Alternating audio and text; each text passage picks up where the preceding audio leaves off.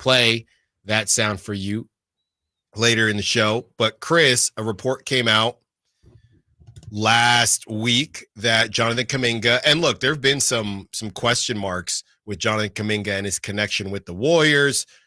As a lottery pick, he wanted more playing time. He was in a weird situation where you're a lottery pick that goes to a contender. Most lottery picks go to teams that aren't very good. So it was hard for him to play. I mean, Moses Moody still can't play, but that's not affecting his bag chasing. It's Jonathan Kuminga, according to Jake Fisher.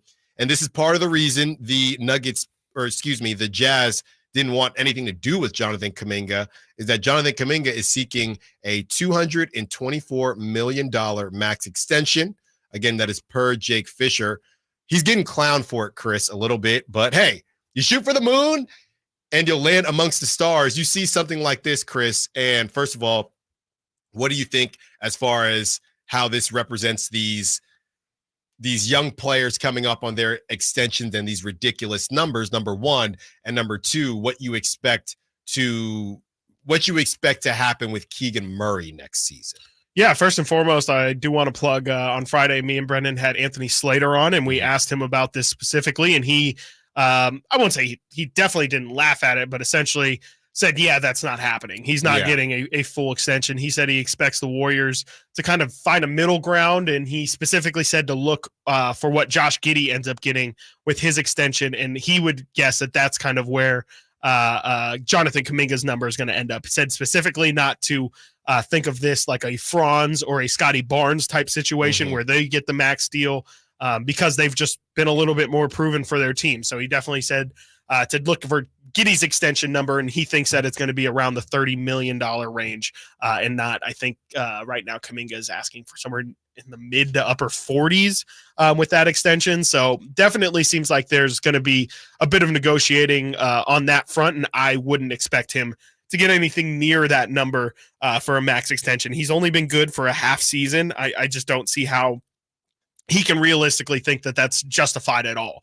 When it comes to a Keegan Murray, I do think Keegan's probably going to get that max extension, whatever it is, when he's going to be available. I mean, I don't see how the Kings really can argue against it. I mean, he had a fantastic rookie year. He definitely took steps forward in his second season. If he takes a step back this year, maybe there's a chance he won't receive the max one. Maybe he will look more at a Jonathan Kuminga number. But if Keegan does as well as we project him to, and if he continues his numbers continue to get better as it did from year one to year two, I don't see how you would not pay him a max extension moving forward. I mean, he was your number 4 pick. He lived up to expectations, maybe even exceeded some. I don't know what else you could want from him to not give him a max. Yeah, and I do think it's interesting with these teams and when they make players untouchable. Because I'm Jonathan Kuminga, that would be my stance if I'm arguing it. Not that I'm going to get it, but it's okay. So there was a little bit of confusion, or I guess conflicting reports on what the Jazz wanted. But for all intents and purposes, Jonathan Kuminga was taken off the table, right? Well, along with Podziemski. So it is funny to me that you would say, hey, you're untouchable, but we also don't think you're worth the max, right? Why? Why is that different, though? Well, because I've always thought that can't that be different? Well, I've always thought that the Warriors have made Kuminga untouchable because they don't want to look like they missed on another pick. Yeah. And because of that, I don't think they know why he's untouchable. I don't think they know what he's going to be on this team or on that team. But they made him untouchable because they want to say, hey, we got our guy. We got our explosive wing. He's going to be something when Steph is gone. But yet you don't want to pay. And he balled out for you last season. I get it's not the NFL where it's Jordan Love and it's a couple games and all of a sudden you're getting the bag. But I'm good enough that you don't want to move me, but I'm not good enough to get the extension.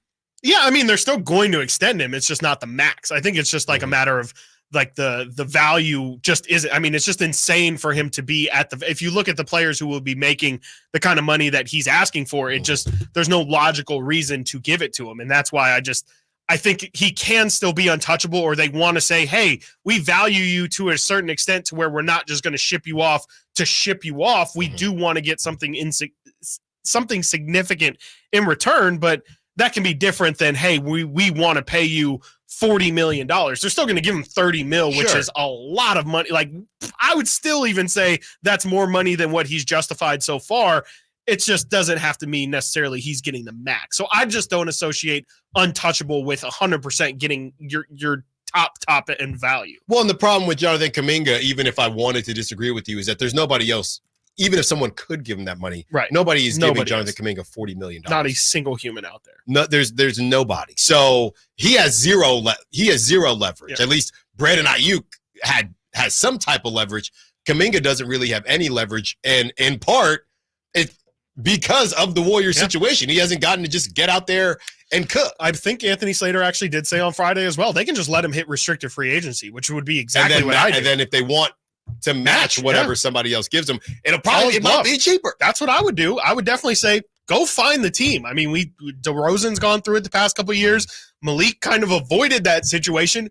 You think you're so valuable, go ahead and show us. Show us exactly what kind of team is going to pay you the money that you think you're worth. And if somebody does, then we'll come to a decision on it. But more than likely, somebody's not going to offer him the money that he thinks is out there, and he should probably just take what the Warriors are going to give him. And that's where, like you said, Kuminga really doesn't have any leverage in this at all. Yeah. Whereas the opposite is what's going on with Keegan Murray. Now, Keegan Murray has been made untouchable. You just kind of got into you expecting Keegan to get the max, and the Kings would never want him to hit restricted free agency because that would be a mess.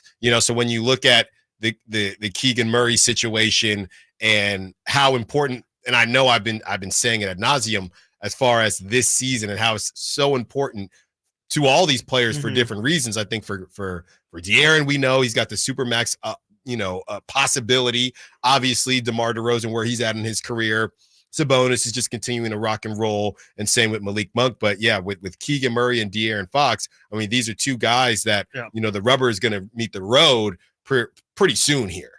Yeah, no, De'Aaron's eligible for the extension this offseason, and Keegan can definitely get paid as well. I mean, hopefully the Kings get in front of one of them. I mean, I know, Keegan can get extended I don't know what that official date is, but I would assume that's not going to be much of a negotiation. I mean, again, Keegan's done everything that this organization would want from him. And, Keegan definitely, like you said, does hold a lot of leverage here because the Kings are in a spot where they really can't afford to lose their only good young asset right now. And, $40 million definitely might be a pretty penny for Keegan, and we can have that. Is that too much money discussion when it actually happens? But I kind of think the Kings are in a situation where their hands are tied, and you can't let a guy like Keegan go. You have to extend him, especially considering how a lot of other rookies have turned out for this franchise. You got to try and keep the good ones on a second contract. Yeah, if Keegan just has a bit of a better season offensively at all, this isn't even a question. Yeah, even if it is a bit of an overpay,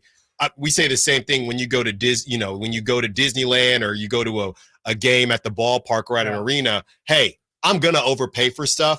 But it's just part of the experience. The Keegan Murray experience is worth the price of admission. And if honestly you think Keegan is, maybe he's really only worth 37 a year, we got to give him 40. Them's the breaks. You've whiffed too many times to even think about making this thing messy. Which, to go back, Chris, if I would say this, and players are different than coaches, but didn't the Mike Brown thing surprise people?